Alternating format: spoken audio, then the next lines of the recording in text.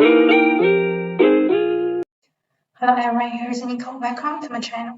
In my last video, I have talked about I will use 5 different videos to talk about product growth. And in my previous video, I have talked about acquisition or user adoption. So in this video, I will talk about activation. So let's start. When one company launching one product or one new feature or new project, related product growth normally have 4 different categories: acquisition, activation, retention, and monetization. So this video, what I will talk will be focused on activation. Activation means that the visitors came to our product, how you can let them to active with our product. For example, to subscribe, to enroll in our system.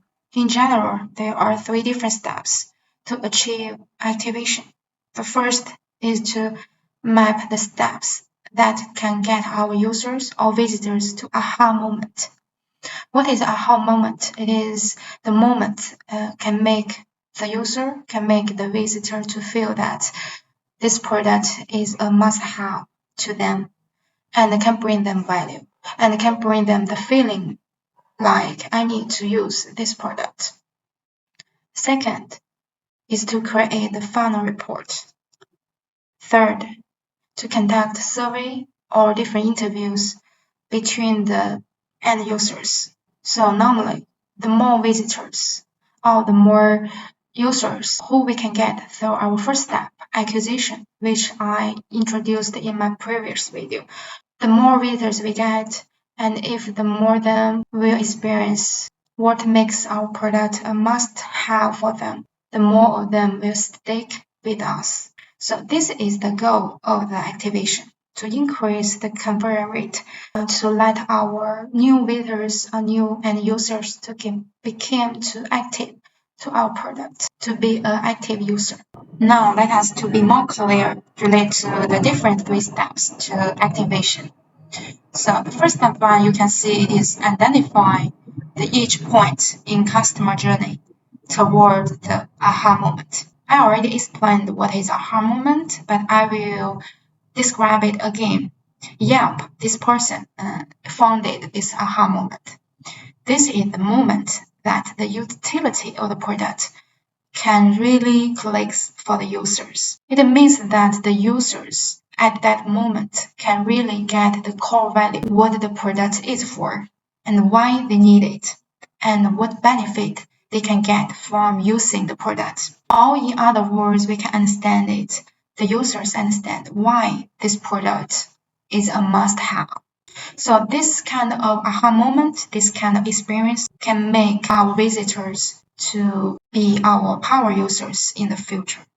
Next step, we need to figure out what causing them to flee. So calculate the conversion rate for each point. And one of the best way to measure the conversion rate is through the funnel report. Maybe many people will have doubt, what is a funnel report? Here has one example. Let me check it out. As you can see, this one is about customer user journey. They first need to visit the site, then sign up, then activation. The final is to have the build. And how about this part is the visitors from which channel? The channel I have talked in my previous video related to acquisition, user adoption. If you didn't get it, please check my previous video. And for example, this is from the visitors from Google, and this is from the Twitter. The new users from the Twitter to come to our site. This is from the Facebook advertisement, the visitors. And we can see there are, for example, there are 130,000 visitors to visit this site, but only have 20% of them sign up. The conversion rate will be 20%, and the big activation will be 3%, and the build will be 2.4%. As we can see that from we decide and sign up, there are many people flee from this customer journey. And also there are many people flee between the activation from the sign up. So as a product manager, we can think about the reason during these 2 moments and why people flee from this customer journey. So through this funnel report, we already know which moment has caused the flee from activation through calculating the conversion rate. Next, what we should do, we need to conduct the surveys and to find the reasons why our users or visitors didn't get to the aha moment before we start to do the experiment. So if we talk about surveys, normally there are 3 type surveys. For example, the customer survey, POP, UPS, and in this one, normally just we'll have 1 or 2 questions at max to ask questions and to get the viewpoints from our users. And second is voice-to-voice email or call, directly to get contacted with our visitor or end user. Third is pop-up survey before the delivery page or screen. This is very useful in most cases. Maybe there are still have some users even didn't get the core value of our product, even they didn't get the aha moment, but they still would love to finish the survey before they leave the site, leave the app. And so after these 3 steps, right, the first one is to identify the customer journey toward aha moment, and then we need to calculate the conversion rate through the funnel report to identify which moment caused them to flee from the journey to aha moment. And the third, we need to do the surveys to find out the reasons why they flee. And next, there are 3 types of surveys. Last but not least, we will start to do the experiments. Need to stay nimble and data-driven. Do not just think about our own ideas, but we need to think based on the data.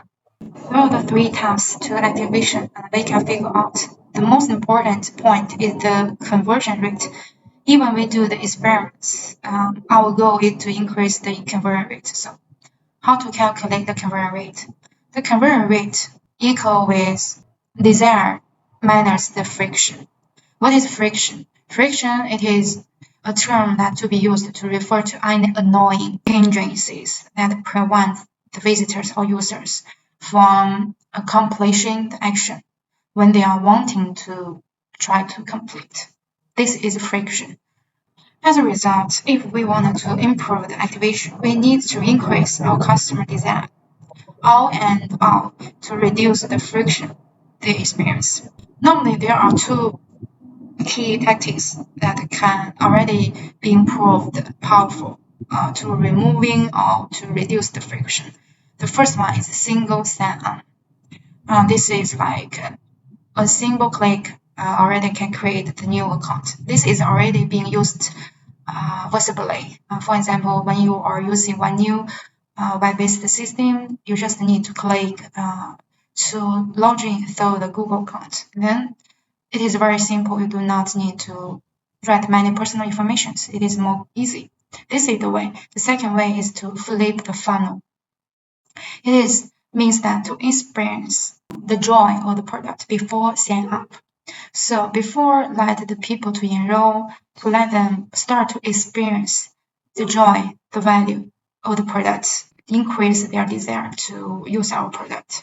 Even the friction in most cases are annoying but still have positive friction. For example, the prompts for information can be a source of friction. So rewarding and action to increase the level of commitment.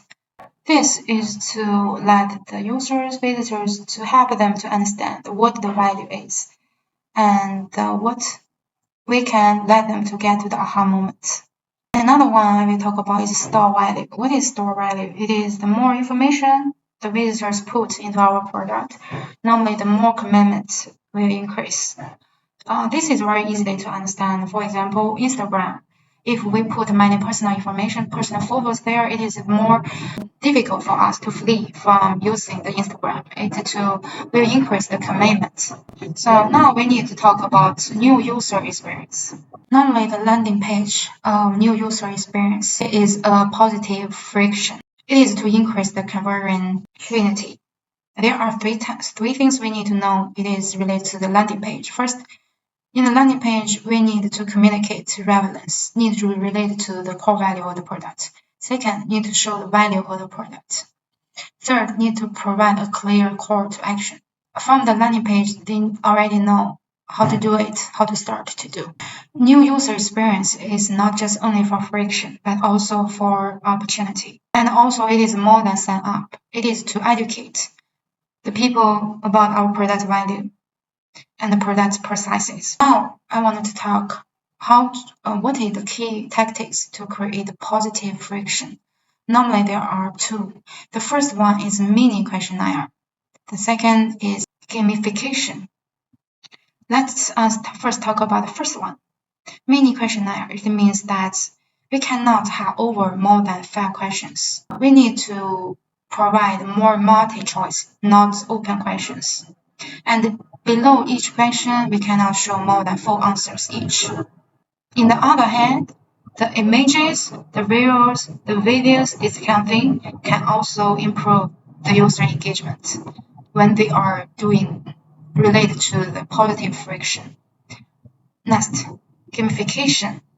It offers a meaningful rewards that can create a surprise, create delight, create happiness, and create instant gratification when they are first using our product.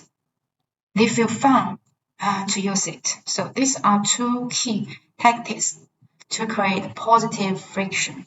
Last but not least, let us talk about ins and outs of triggers. Triggers are prompts that can provoke a response from users. For example, the notifications is one kind of trigger. What can make triggers to be powerful, to be effective, depend on two different parts. First one, how much they can motivate the users to take the actions. Second, how easy it is for users to do when they receive the trigger. As you can see here, this is fog behavior model. This part is the motivation and how the trigger can motivate the people to take the action. This is the ability, how easy it is for users to take the action. As you can see here, if the triggers is around this part, it means the triggers fail. But if the triggers can be from this part, the triggers can succeed. And as you can see, there is one format, B equal MAT. The B is behavior. It means that if you want the users to take the action, you need to have the motivation, ability, trigger at the same time. There are 3 types of trigger. The first one is facilitator trigger. It is related to high motivation but low ability to take actions. For example, e-commerce app. There is one kind of user has been on the checkout page without completing the purchase. If it's this kind of situation, we can give them a trigger, can be a message on the screen to notify the user about how much he will save by having made a set of purchases. This is facilitator trigger. Next, the signal trigger. It is related to high motivation, high ability to repeat the action. Last, spark. Spark trigger. It is related to low motivation but high ability to let them take the action. For example, we can provide a trigger to offer a high discount on a favorite item of shopper who has recently launched in but hasn't moved any items into their own cart after a certain period. So in conclusion, this is what we learned about the activation. After the user acquisition, we already get the visitors to our site. We need to motivate them to take the actions toward to the aha moment to increase the conversion rate. And we know there are 3 steps to activation. First, to identify the customer journey toward to aha moment, calculate the conversion rate through funnel report, and then to conduct some surveys to find out the reason why they flee, and then we do the experiments. The conversion rate, it is the desire minus the friction, and we know that the friction, there are negative one, also there are positive friction. So what are the tactics to create positive friction? And the ins and outs of triggers, we know that if we want our user to take the behavior, we need to have the motivation, ability, trigger at the same time. And there are three types of trigger based on the different level of motivation and different level of ability. So next video, I will talk about retention. It is after the people has been already activated to be our active user and how to let them keep engaging into our products. Thank you for watching and please make your own history. See you next time.